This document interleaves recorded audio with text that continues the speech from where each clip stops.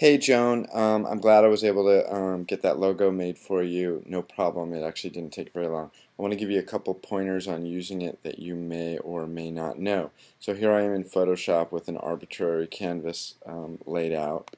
And I'm going to go to File, Place, and I've already navigated to your logo folder where I keep the parts of things that I'm working on.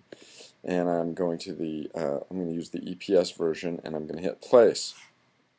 And what that's going to do is going to plop it down in the middle of my canvas. When you place an EPS file, you get the little bounding box. Now, the beauty of this is that until you stamp it down, this is fully scalable. So I'm going to show you some things about scaling if you don't know this.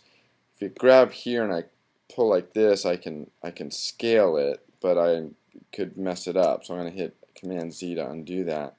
If I hold down the Shift key, it will constrain it so it'll keep the same aspect ratio, and it won't let me make it tall and skinny or short and fat. But here's another one. If I hold down the Option key and the Shift key and I grab this thing, it will constrain it, but it'll also scale it to the center, which is kind of handy if you think about it when you've already got something placed, but you just want to scale it all the way down. So then I'm going to hit the Return key to kind of accept those. Now, this is an old version of Photoshop, and in the newer ones you get over here in the layer menu.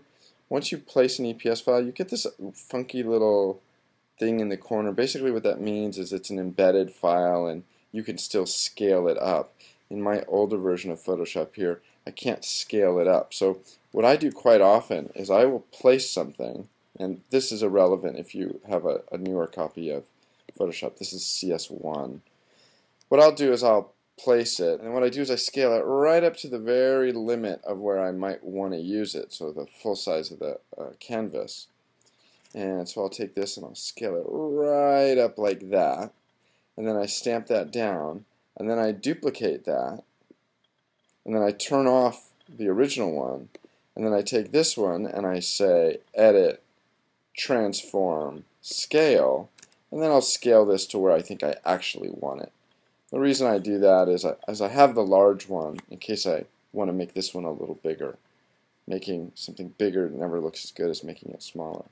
Now the other thing that's you'll notice here is that this isn't really blacky black, and you might want it to be really black. So here's a trick. I'm going to turn off the foreground layer. Now let's say I wanted to make this a yellow logo on a black background. Who knows why? So I'm going to select this, and because I have black as my foreground color, and it is black, it's 000, I'm going to say Edit Fill with the foreground color, and that makes my background black.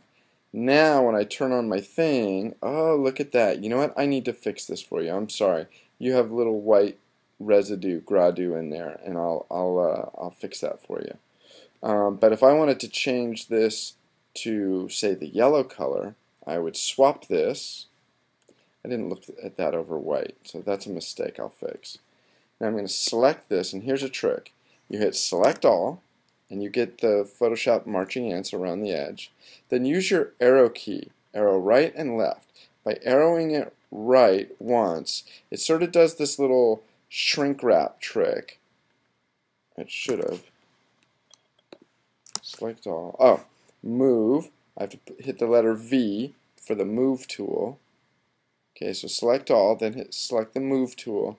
Then I'm going to arrow right once, and it does this shrink wrap thing where it goes and it grabs all the active pixels. And then I'm going to use the arrow key left 1. So I go right 1 pixel, left 1 pixel, or right with the right arrow, and then left once with the left arrow. So it puts it right back where it was. And now that I have that selected, I can, because I've swapped this color, I can do Image or Edit. Fill with the foreground color, and now I have your logo all in yellow, except for the little circular parts which I have to fix for you. So I'm going to fix those for you, send those to you. Oh, and then I'm going to hit Command D for dropping the selection, and there's your yellow logo over a black background. So anyway, those are some things about using EPS files and some selection tricks and some scaling tricks in Photoshop. Hope that helps you. Talk to you later. Bye.